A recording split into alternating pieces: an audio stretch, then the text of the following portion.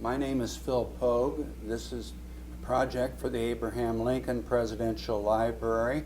The topic is the pension history of the 5 pension systems. We're going to be talking today, September 28, 2015, in Chicago, Illinois, with State Senator Daniel Biss, and we want to thank him for providing input regarding this pension history. So to begin with, Senator Biss, could you give us some of your own background? Well, I was born in Akron, Ohio, and grew up in Bloomington, Indiana. My parents are both musicians. They taught in the music school at Indiana University, and I fell in love with math at a young age and went off to college and graduate school in mathematics, and eventually came to Chicago to be on the mathematics faculty at the University of Chicago, and during the course of my time there developed a strong interest in public policy and politics, and therefore eventually landed in the legislature. What high school and colleges did you attend? I went to Bloomington High School North, a public school in Bloomington, Indiana, and then went to college at Harvard and got my PhD at the Massachusetts Institute of Technology.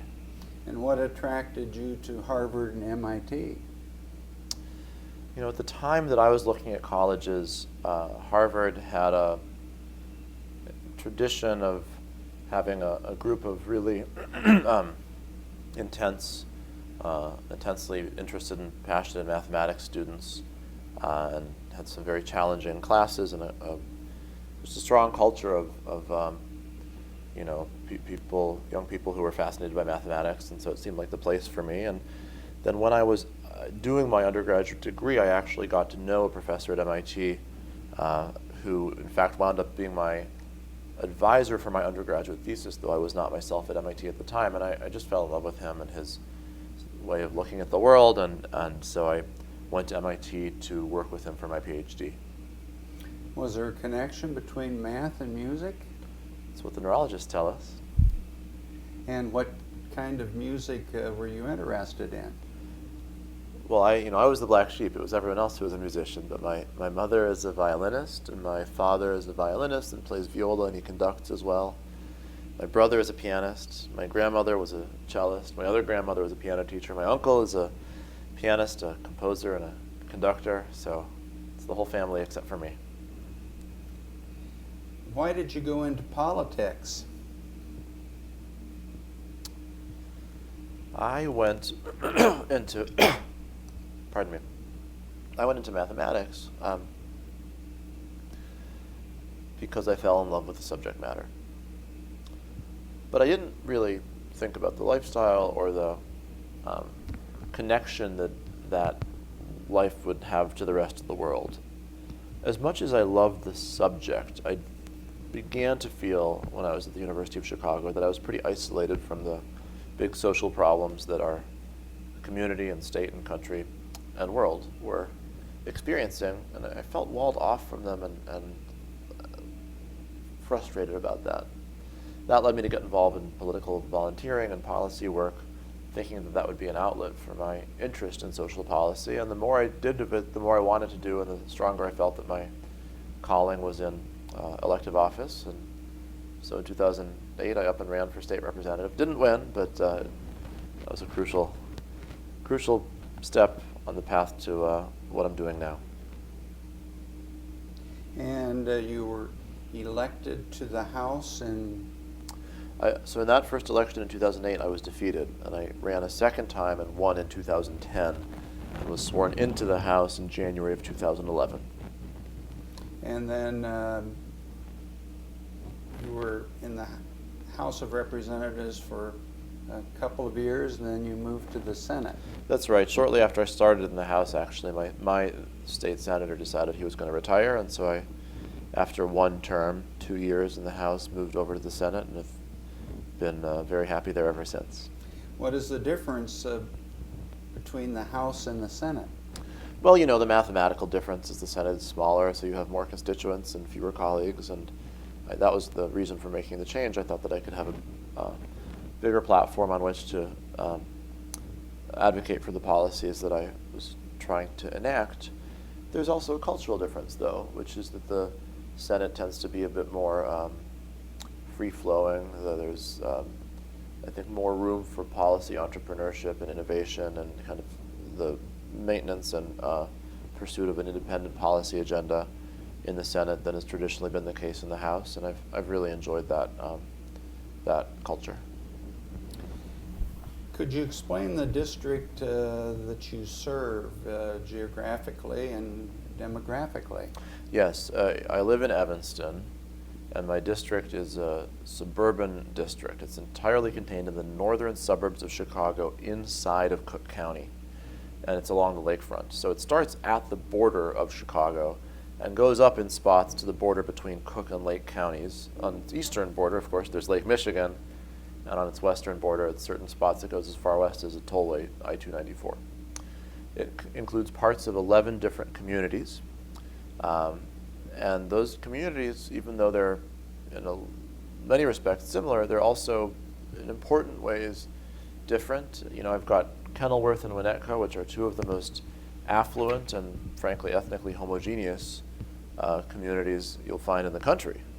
And then I have Evanston, which is itself very, very diverse, economically and ethnically, culturally diverse. And then I have, you know, a place like Morton Grove that's somewhat more working class. And so there's a broad diversity. In aggregate, I believe it's between 70 and 75% white with significant Asian, African American, and to a lesser extent Latino populations.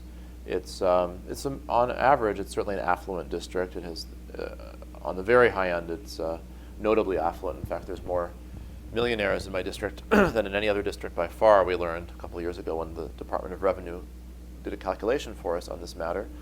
But it also contains pockets of poverty, and there are important social challenges and so forth to address. How many square miles make up the district? It's a great question. I have absolutely no idea.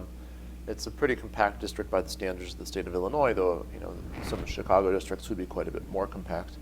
But, you know, I would guess, now that you pressure me to give an answer, I would guess it's probably in the ballpark of 25 square miles. But that's not a very informed guess, so you may want to, in fact, I'm going to say 30 to 35 now that I think about it, but that's also not a very informed guess. What is your background regarding pension history, and why did you get interested in the subject?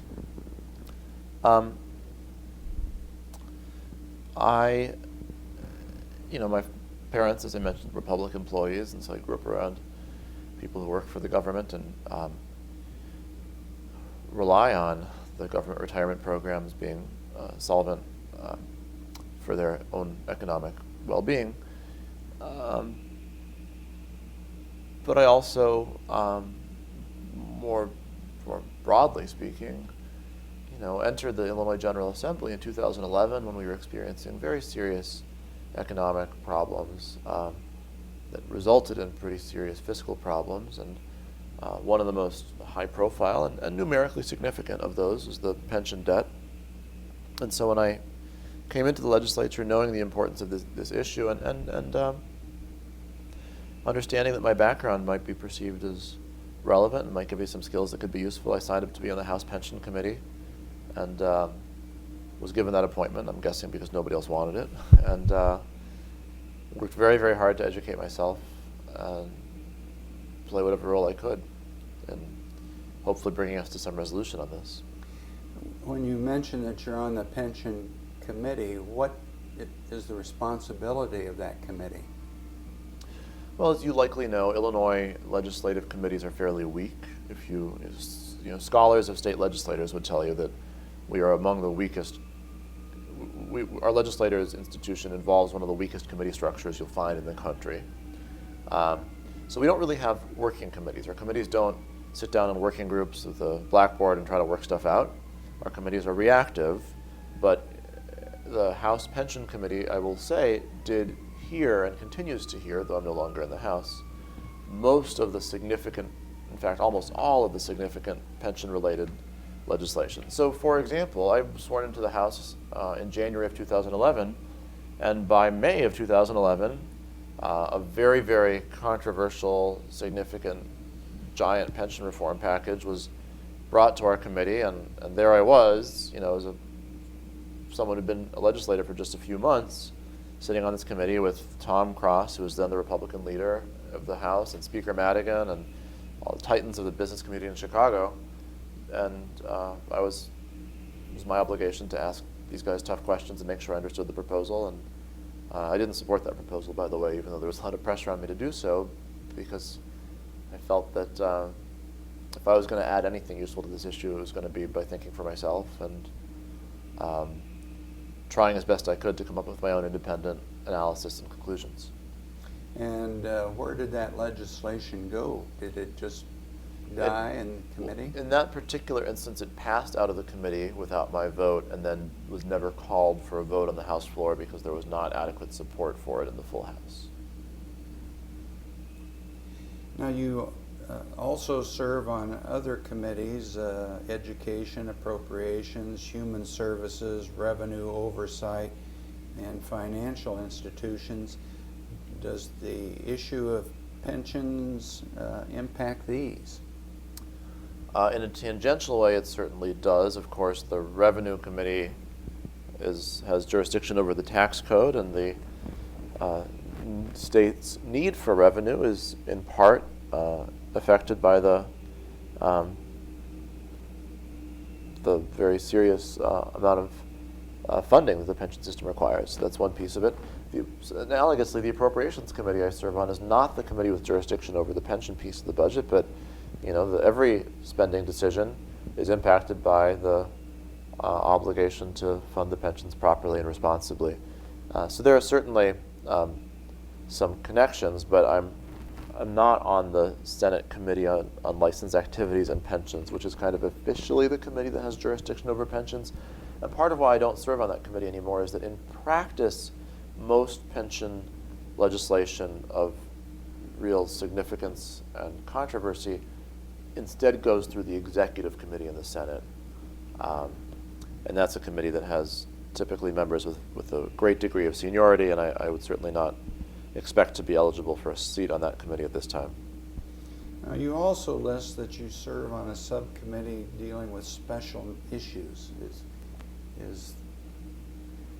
That's the subcommittee of the Revenue Committee, correct? Okay. Yeah. So that's that's for certain special technical issues that come to the Revenue Committee that the chair, who is Senator Hutchinson, thinks need to be sent for special review to a subcommittee. But we've only met on a few special occasions, and it's certainly, I would say, unrelated to the pension question. Could you give our listeners a little overview of the 5 state pension systems? Yes, there are over 600 public pension systems in Illinois, but all but 5 of them are the responsibility in one way or another of a unit of local government. 5 of them are what you just referred to as state pensions, which means they are pensions where the state is supposed to be making the employer payment. So one of those, as you might imagine, is the state employees pension system, because the state is, in fact, the employer there. Another, though a much smaller one, of course, is the legislators' pension system, because again, the state is the employer there.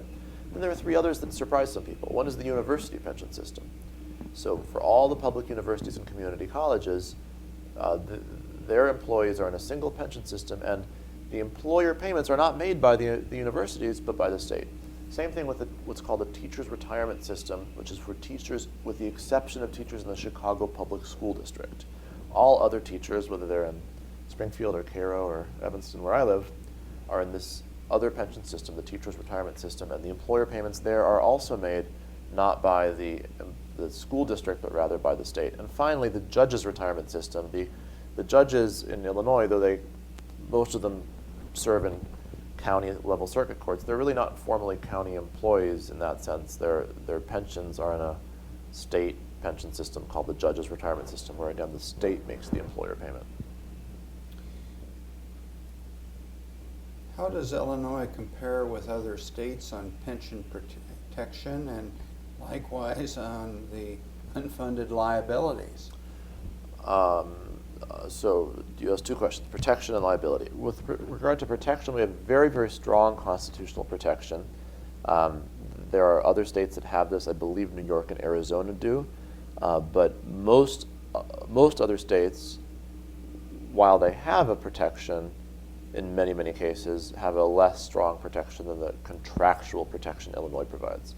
And regarding unfunded liability, unfortunately, Illinois is ahead of the class there as well. We have, by most metrics, we have the largest pension debt problem of any state. When you came into the legislature, you mentioned 2011, you were faced with legislation tied to pension. Prior to getting into the legislature, were you aware of the status of the pension crisis? I would say I was aware, like a very informed consumer of the news, but not much more than that. So you read headlines that talked about the huge pension debt and said it was a real problem, but I was, at that point, I would say, not a student of the Illinois pension situation. As you entered the legislature, what were the hot button issues other than pensions? Well, I entered the legislature less than 12 hours after an income tax increase of very significant proportions was passed. The tax rate until then was 3%, and that raised the tax rate from 3 to 5%.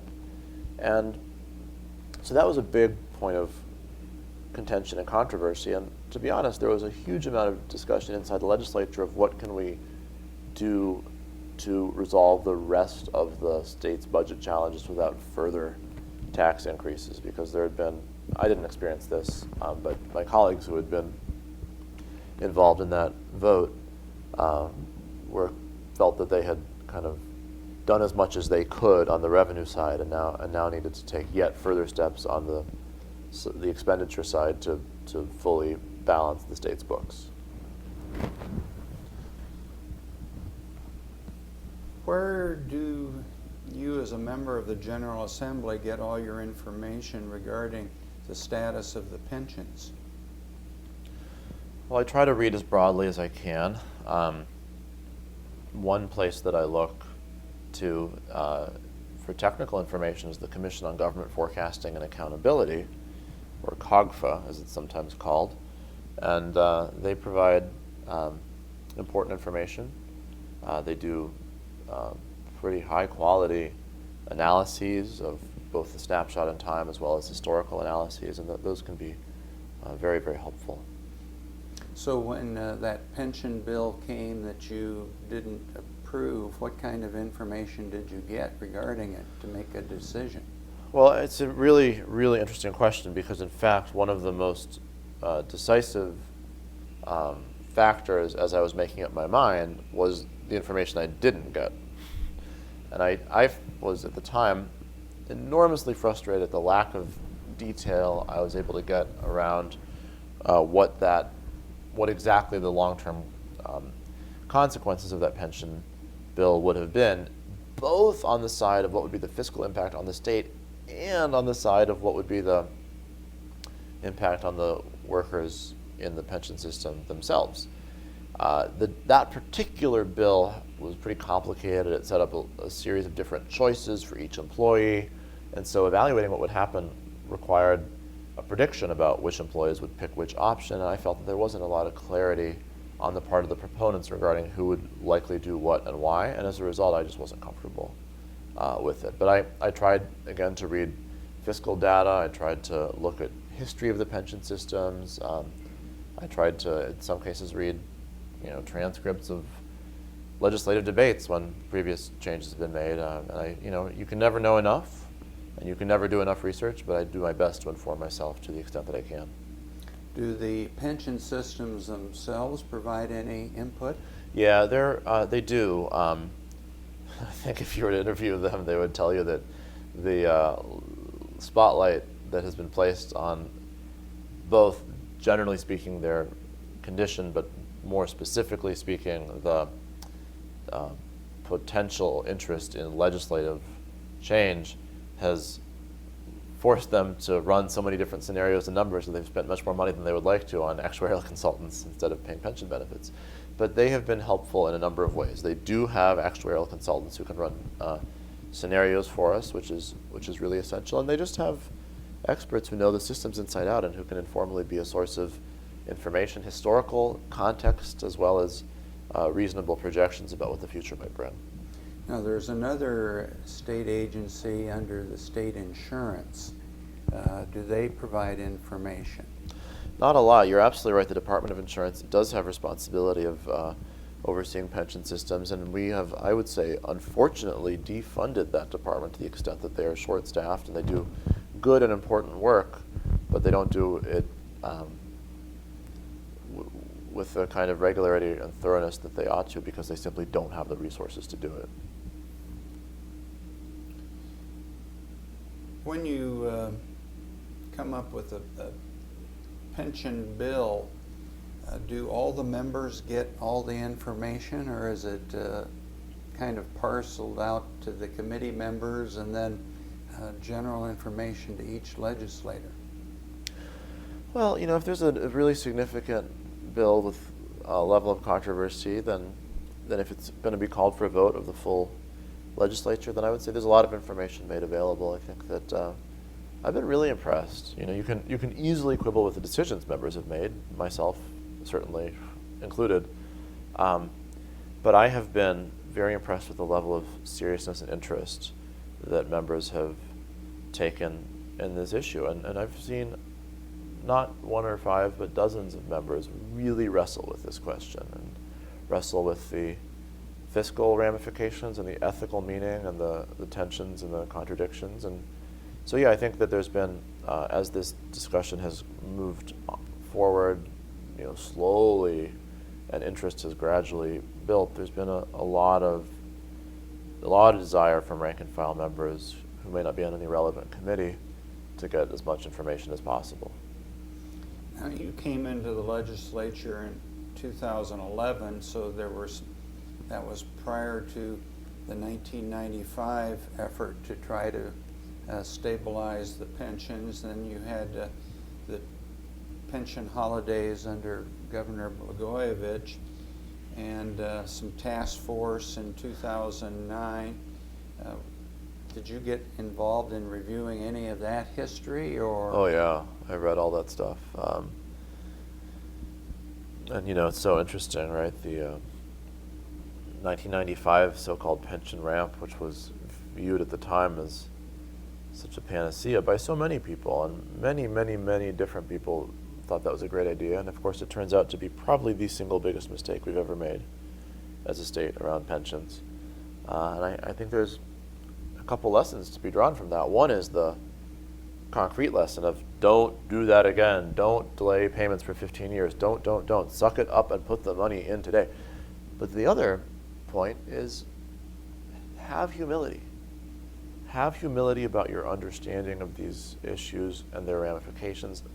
Know and remind yourself that these are long-term issues with long-term consequences, and always be honest with yourself about what you don't know and try to be respectful of that volatility as you make the best decision you know how. Now, Governor Quinn started talking about the pension reform and need to change. What was the legislators' in general response to that? Well, I think it's fair to say that the Governor Quinn talked about this kind of thing from the beginning. I mean, when he became governor in January of 2009, he shortly thereafter laid out a proposal, laid out his comprehensive policy proposals, which included a recommendation that a new tier of pension benefits be put in place for new employees, and that took some time to happen, but it happened a little over a year later in springtime of 2010. This issue was in the air. There was a lot of public concern. There was media attention. The numbers were just objectively very big, and so different people came to their positions over different time horizons. But basically, nobody was surprised when a political leader explained that this was a key priority. Now, that led eventually to a Tier 2 system. Yep. Now, you were not involved in the legislation regarding that, but did you hear from your colleagues who were either for or against Tier 2, the ramifications of that? Well, it was a funny situation because it happened incredibly fast, within just in a flash. It was enacted. I wasn't there, so I can't promise you the exact timeline, but it was a matter of a tiny amount of time, days or something, or less.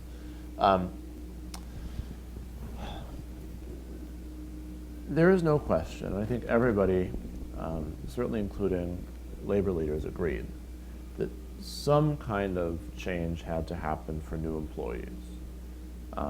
That's just, that's just reality. Over time, you have to make some adjustments to a pension system as economic conditions and life expectancies vary. However, you should do it delicately. And this was done so quickly, with so little time for reflection, that I think most people now agree that they overshot their mark.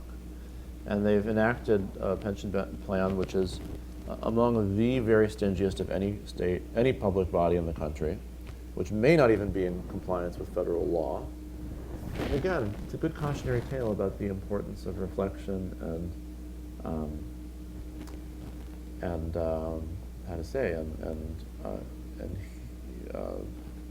humility about one's certainty.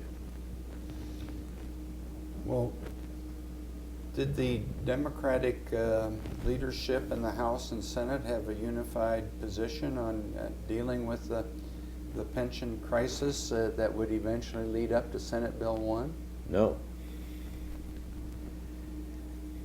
And how about your own residents and taxpayers? Well, did you get feedback on this discussion?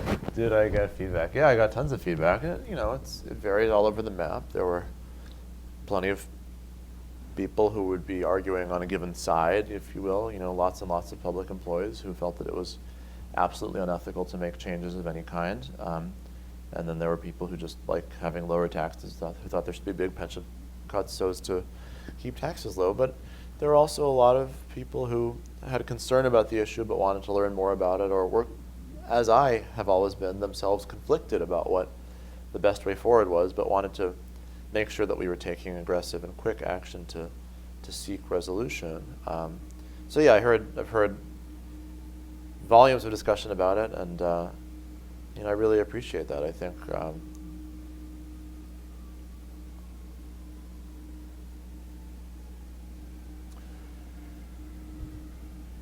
there are some issues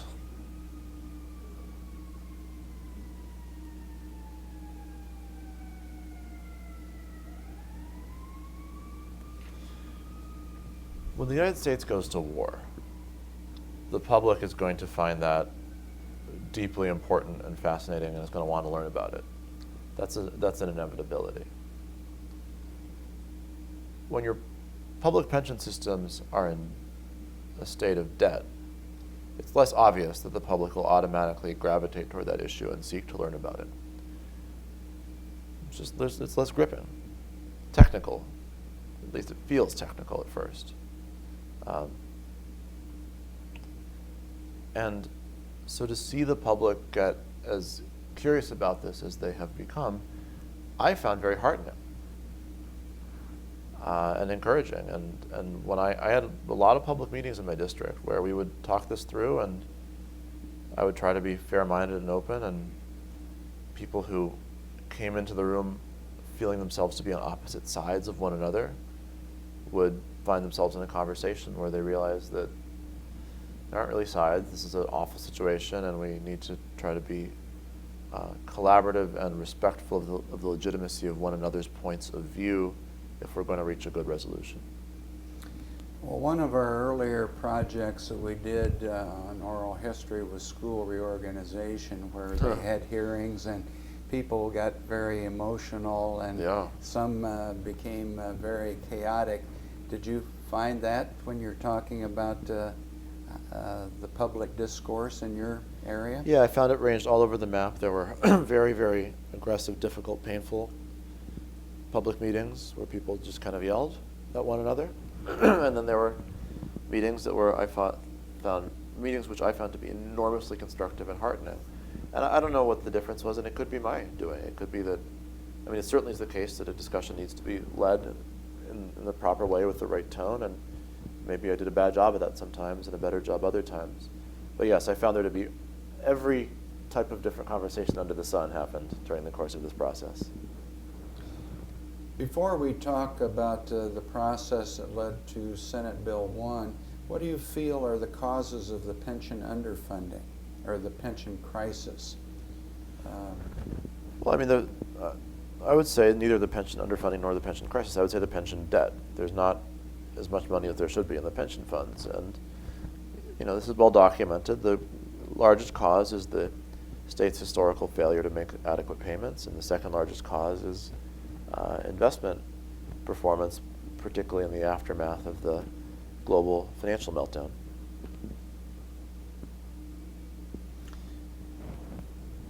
Now, other issues deal with the benefit increases, the longevity of the employees. Are there any other reasons that in your study that and as you worked on legislation, that you found to be a contributing factor? There used to be a lot more loopholes that would result in individuals getting big pension boosts that hadn't really been paid for. There still is, unfortunately, some of that, but it's now mostly been curtailed enough that it's not a significant numerical portion of the problem. I think in the old days it used to be more significant. Now, you mentioned the temporary tax that was passed just prior to you coming into the legislature. Did that help resolve the pension problem? Of course. It brought a huge amount of new money into the state, which made it possible to make pension payments. And did that help deal with the unfunded liability, or did it just hold water? It allowed the state to make its statutory payments without borrowing to do it. And that's what you have to do. You have to be on a plan to eventually get your system fully funded, and you have to make the payments on a consistent basis as you march down that path. And you have to do it without continually borrowing to make the payments, because then you're just trading one form of debt for another. Now, also during that time prior to you coming in, there were bond sales to deal with pensions. How was that looked at later on as you were doing your research? Well, I don't know that people spend as much time thinking about it as they ought to, but in some extreme circumstances, that kind of behavior can be okay. It might be occasionally necessary. But for a state to habitually rely on that kind of practice is very, very dangerous. It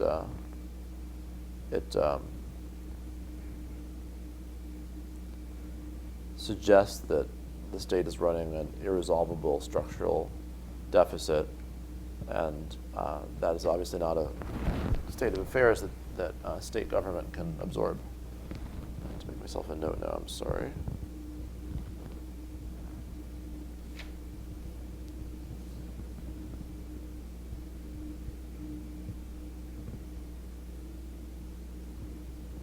Okay, sorry about that.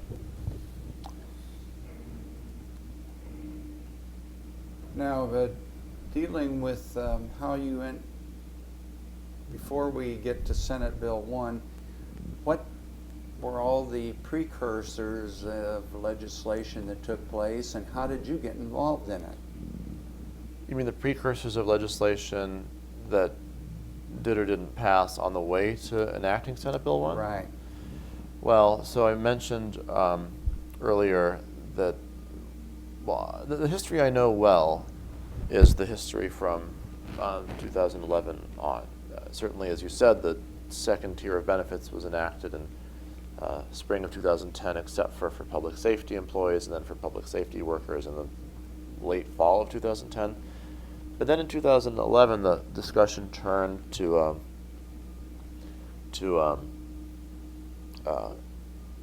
current participants in the system. And in the spring of 2011, there was a bill that eventually got called Senate Bill 512 that was advanced by Minority Leader Tom Cross and supported by Speaker Madigan and the Civic Committee of the Commercial Club of Chicago. And that bill sought to give every participant three choices. They could either pay a lot more and keep the same benefit package, they could keep paying the same amount but get a tier 2 benefit, or they could move into a 401k style plan. That idea and variants of it were advanced throughout 2011. A couple different versions of that got out of the House Pensions Committee that I served on, never with my support, and nothing was ever called for a vote in the full House.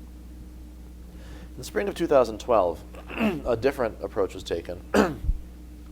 The governor set up a working group on pensions with representatives of each of the 4 legislative caucuses, and they were operating under constitutional theory advanced by President Cullerton, which is that because of the pension clause of the Illinois Constitution, you can't make unilateral changes. However, he believed that since the protection is a contractual protection, you can make changes that would be consistent with contract law. In other words, you can, as long as a change fits the rubric of offer, an offer is made, the offer is considered, and the offer is accepted on a voluntary basis without duress, then you can make changes. And so a package was negotiated along this philosophy that essentially took away people's rights to retiree health care and to having their future raises count toward their pensions, but then offered these things back if people made a voluntary change to their pension systems. This process essentially led to most of an agreement, but there was one crucial sticking point, namely the question of who would make the employer payments to the teachers' retirement system. And because of that, because of an inability to agree on that, the negotiation fell apart and no bill was called for a vote in 2012 either.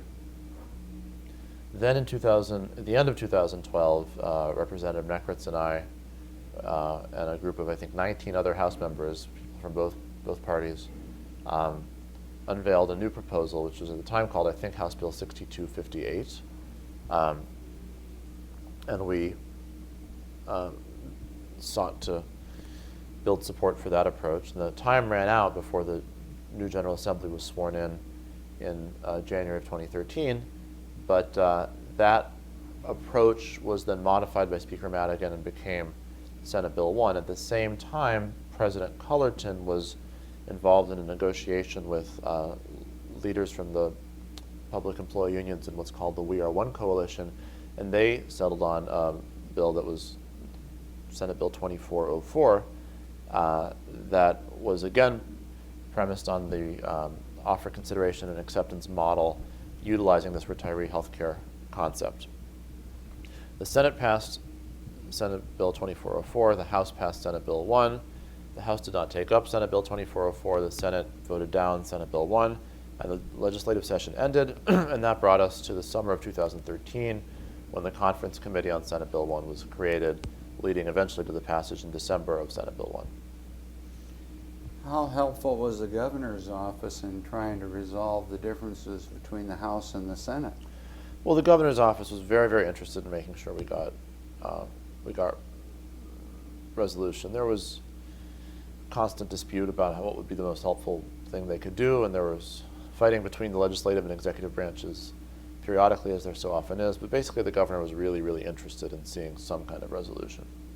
Now, we also remember during that time there was a Squeeze cartoon that came out. Did that create more interest in the local districts from taxpayers and residents? It did not.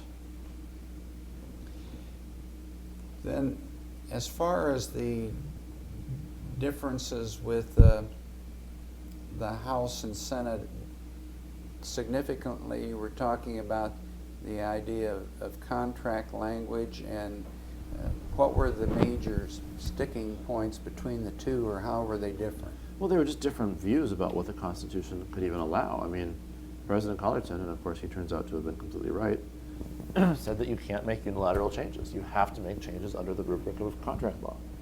And Speaker Madigan disagreed, and eventually the Senate Bill 1 that was enacted was a test of Speaker Madigan's theory, and the courts proved him wrong. Now, you also talked about the conference committee. How many members were there, and were they equal between the two parties? Or? No, there are 10 members on a conference committee, 3 from each majority caucus and 2 from each minority caucus. And since Democrats control both the House and the Senate, that meant there were 6 Democrats and 4 Republicans. And did the members of the conference committee work in uniformity to try to come up with a... Well, there was an anomaly to the work, which is that an opinion of, I believe, Attorney General Roland Burris indicated that the conference committee was subject to certain provisions of the Open Meetings Act, and consequently, of the 10 members, you couldn't ever have more than 5 meeting in private at once. So it would vary. We divided up into groups of 5 in different ways, and very frequently I'd be in one meeting in this room here on the 7th floor of the Blandick building in Chicago with 4 other members of the conference committee, and the other 5 members would be meeting on the 6th floor of the Blandick building. But we took seriously the rules. We didn't play games like have someone run back and forth and send notes. We really made a point of following the rules seriously, and that meant that conversations sometimes developed on parallel tracks. But basically, we worked very closely together and learned a lot from each other and did our best. What outside resources did the committee use? All kinds. We had public hearings where all sorts of experts from all different spots in the political and ideological spectrum presented to us, and we relied on a lot of information both in public and in private from the pension systems and from actuaries and from attorneys and from policy experts and so forth. So we learned a lot, and we did what we could. Well, how did then Senate Bill 1 finally get passed? Well, I mean, the conference committee did the best it could for months and months, and then eventually the legislative leaders began meeting as well, and based on all those different conversations, a compromise was produced, and the rules of the process dictate that when that happens, the output of the conference committee is subject to an up or down vote, and it passed. I mean, you had in Illinois legislative battles when the 4 legislative leaders and the governor are all truly trying hard to pass the same bill, it typically will pass, and that's what happened here. But when you finally got everybody on the same page, even though they were on that page for different reasons, the votes finally were achievable to pass the bill. Could you explain to our listeners what was in Senate Bill 1? Yes, Senate Bill 1 made a series of changes to the pension benefits of participants in 4 of the state pension systems. That's legislators, state employees, university employees, and teachers outside of Chicago Public School District. It also included language to guarantee that state would make its payments going forward, and it included a shift to a more responsible, actuarially sound funding formula for the pension systems. And then additionally, it included a sort of pilot program to transition a limited number of workers on a voluntary basis into a 401k style plan. The benefit changes were designed to save an awful lot of money, but to do it in a way that worked hard to protect people with smaller pensions and people closer to retirement. So the cuts were tilted in such a way that the more money you make, the more harm you would feel, and the younger you are, the more changes you'd experience. And did you have to go out, the members of the committee, to speak to groups on what Senate Bill 1 was all about? Yeah, there was a lot of interest in this and a lot of discussion, and we did our best to educate anybody who was interested. After the passage of that, then the litigation would start taking place. Yep. And that was probably assumed that would be going. That's right. Because of the groups that were opposed to it and worried about it. What was your position actually regarding Senate Bill 1 and then on the litigation side? I've, I signed the conference committee report. I voted for the bill. I spoke in support of the bill on the floor. Obviously, it was imperfect, and certainly in retrospect, it was a pretty serious mistake since the courts have shown that we were just wrong. But I thought at the time, based on what I knew, that it was a compromise worth supporting. And so, I certainly did not make any effort to interfere with the courts. I respect the independence of the judicial branch of government, but I was of the view that it would be beneficial if the law were upheld. Now, when you spoke on the Senate floor, how was the debate, or was everybody pretty much saying this is the one we've got to pass? No, there was a lot of debate, and it was a very tense situation, and many people were extremely unhappy or uncomfortable with the outcome, and it was a tense debate. There were fiery speeches against the bill. There were sort of, I would say, reluctant speeches in support, but at the end of the day, the votes were there to pass it. And did both parties provide votes? Yes, it was. I don't remember the exact details anymore, but my recollection is that in the House it was something like 9 or 10 Senate it was something like 9 or 10 Republicans and 20 or 21 Democrats, and in the House it was, I want to say, 15 Republicans and 47 Democrats. So the whole length of time to get Senate Bill 1 from when you first started was roughly how many years? 3 years from when I first began working on the pension issue and when I joined the House. Now, the Supreme Court made a ruling prior to dealing with Senate Bill 1, which dealt with insurance. Correct. And did that stun many legislators? Yes, it did. It stunned me, certainly. There was the Canerva case that overturned changes to the retiree health care system that had been enacted in spring of 2012. That was a controversial bill that was passed in 2012. It wasn't straightforward. There was a lot of debate about it. A lot of people thought it was an awful idea. A lot of people thought it was the wrong thing to do. But as we were debating it, there was very little, if any, talk about it being unconstitutional. People were really, I think, for the most part, flabbergasted by that decision. And when that decision was made by the Supreme Court, did that spell probably the end of Senate Bill 1 as it rolled through the courts? It felt that way to me. Different people had different views on this, but it felt that way to me. Were there any other court rulings that dealt with pensions that also indicated that the Illinois system is pretty hard to get rid of? Well, historically, for sure, there's a lot of case law on this, and certainly, if you haven't read Eric Madeire's research, I would recommend doing that and speaking with Eric. It's very readable. I mean, it's written as like a legal brief, but I don't have a law degree, and I found it very readable and very edifying. The courts have been clear, and those of us who were supporting Senate Bill 1, I think, well, I'll speak for myself. I supported Senate Bill 1, feeling like the state was in such a condition of emergency that that emergency would justify some flexibility, but understanding that that was a unconventional argument. Now, as the pension law went through the district court in Springfield and then to the the Illinois Supreme Court, there was a hope that the courts would provide some guidance if they're going to strike down the law. Did they? I would say they provided guidance in the sense that they issued a very strong ruling. It's not as though the ruling was narrow, it wasn't vague, it was very broad and clear and strong. So it was very useful guidance from the point of view of telling us what we could or couldn't do, but it was really telling us not what we could or couldn't do, it was telling us what we couldn't do.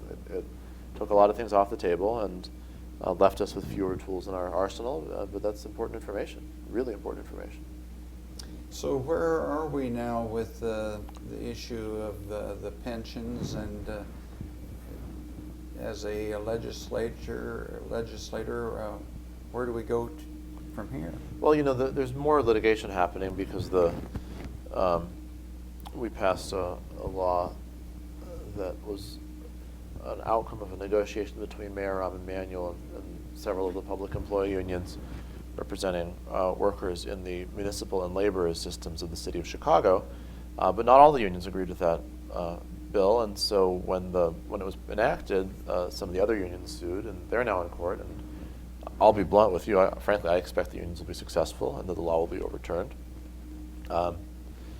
I think that the best thing we could do is to take these court rulings seriously and not pretend that they're not there, not try to somehow get around them by sleight of hand, but be direct and responsible in finding other ways to deal with the issue. Part of that, of course, is just continuing to fund the pension systems. Put the money in there, and no matter what, make sure you're on a path to increasing funding.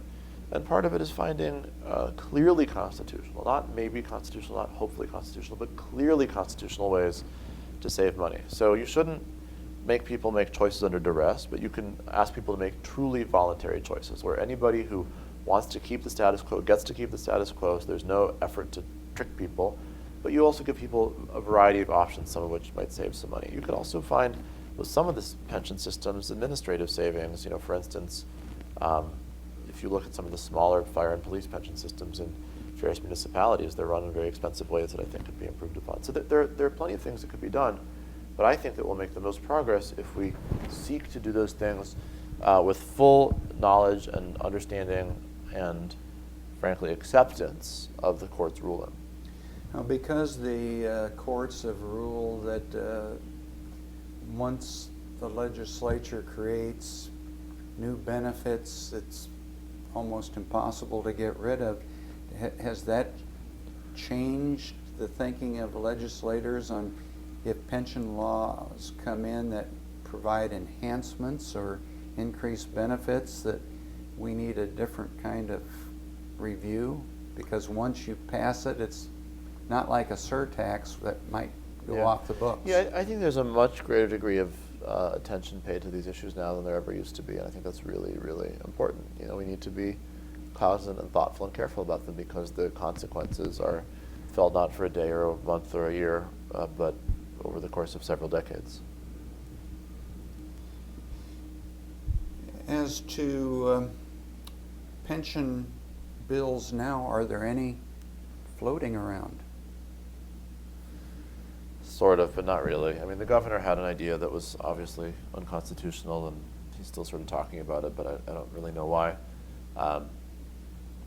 Representative Batnick from the south suburbs had some ideas recently. I mean, people are still talking, but there's such, at the moment that you and I are speaking, which is late September of 2015, there is such a toxic and static culture in Springfield that it's really hard to see any progress right now. And as a result, people who are otherwise likely to be innovative actors on public policy are right now kind of not sure of how to act. Now, there are some future issues that still may be on the horizon. Pension cost shifting that you talked about maybe scuttling one of the ideas. Yep. The fact that people are living longer, and when the pension clause was created in the 70s, people were not living as long as they're now doing, and also the issue of state municipal bond ratings that have really deteriorated. What things do you see happening with some of these? Well, the bond ratings have to improve. We have to take necessary steps in state government to improve them because they have a very important spillover consequence on our economic well-being. I think there will always be discussion of a cost shift. There will always be discussion about the education funding mechanism, and you could envision under the right circumstances with adequate funding being in place to do it properly and fairly, you could imagine that being a part of the resolution. Unfortunately, in an era of declining resources, it's tricky to do that in a way that isn't very, very harmful to schools. So I think there's going to always be a discussion on these issues, and I think we make a huge mistake if we view the Supreme Court decision as closing the door. I think we should view the Supreme Court decision as telling us where the door is, and telling us we were trying to walk through the wrong door, and that some people may like that fact, some people may not like that fact, but that's almost irrelevant. What's relevant is that the court is by definition right, and solutions will be arrived at not by ignoring the court or wishing the court said something different than what it said, but instead taking the court seriously and moving forward. Tied to the pension cost shifting, you indicated you're in a more affluent Senate district. What were the feeling of the school districts about pension cost shifting? Not good. Not good. I mean, there was an understanding, I think, by all people that if you did it correctly, in principle, it could really make a lot of sense. But the challenge is that a school district in my area might say, well, we're already getting almost no money from the state. That which we get late. And now you want to put a giant new obligation on our back without telling us how we're going to pay for it. And so it really is very difficult to reasonably ask these schools to absorb this unless you're able to do it in the context of a bigger set of reforms that give them the tools needed to move forward. The issue of loopholes, and you talked a little bit that you feel that the legislature has been working to try to reduce those loopholes. It certainly hurt lawmakers as well as pension systems when the headlines were somebody worked one day and gets a massive pension. So when pension legislation comes in, do the pension systems themselves provide insight that if you do it a certain way, these problems could be avoided? Yeah, I mean, there's a lot of discussion about that, and the pension systems are a great source of information, and they're you said it really well. It's bad for them as well as for the state bottom line when these scandals happen, and so it's in their interest to help us understand the ramifications of policies that we're enacting. Now, I didn't bring up, you mentioned the members on the committee that had this task. Was this a good balance of newer folks like yourselves and experienced people, or because this seemed to be a place that a person could get criticism? Yeah, I mean, so let's see. The House, the Senate Democrats were me, and I was, in my first term. Kwame Raoul was the chair. He's been in since 2004, so he'd been in for almost a decade. Linda Holmes, who came in 2006, so she'd been in for 7-8 years. The Senate Republicans were Bill Brady, who's been there forever, and Matt Murphy, who's been there for about a decade, close to it at least. And then on the House side, you had Elaine Neckarts has been in there since 2002. Mike Zalewski's been there since 2008, and Ark Turner, who's newer like me, came in 2010. And then on the House Republicans, you had Jill Tracy and Darlene Sanger, who were both, kind of reasonably new. So anyway, it was a good mix of people, but I found it to be entirely people of good faith who were really interested in working through the issues. As we get ready to close this interview, have there been any other pension legislation since you've been in the General Assembly that you had to vote on beside the 5 systems? Well, I mean, there's been the Chicago bill that I mentioned. There was a Metropolitan Water Reclamation District bill that we voted on in 2011, maybe 12. There was a Cook County bill that the House never took up, but that passed the Senate. And then there was tons and tons of less consequential pension legislation. But those were the kind of most high-profile ones. Dealing with the municipal ones, the fire, the police, I know my local mayor in Aurora has sent out to the residents' concerns about the pension systems and some of the requirements set up by the General Assembly. Were you also getting that in your territory? Oh, sure. Yeah, mayors are very concerned about it and are a very active voice advocating for changes. As we kind of conclude, you had a quote that made the paper: "The road to pension hell is paved with rash actions." Is that an accurate quote? Yes, I did say that. And could you explain that a little bit? Well, I think that sums up a lot of what I've tried to say this morning. I think that it is easy or tempting to act quickly and to act before fully turning over in one's head the long-term consequences of an action. You alluded to it when you talked about how you can make a benefit change and then gets locked in forever that has long-term fiscal consequences. I alluded to it when I talked about the Tier 2 creation that happened so quickly that there were important shortcomings to it. And in general, and the same thing happened in 1995 when they created that ramp. So I think in general, people who are making policy on pensions need to be absolutely imbued with humility about what they can and cannot predict, to do their best to predict as much as possible and to put in place as many contingencies as possible, because the time horizon of these decisions is longer than that of most decisions that we make in the General Assembly. Well, Senator Biss, I want to thank you very much for sharing your involvement with the pension legislation and your insight dealing with the research that you've had to do to position yourself, dealing with many votes with this. Are there any other points you'd like to discuss? You've got it all. Okay, well, thank you again. Thank you. I really enjoyed it.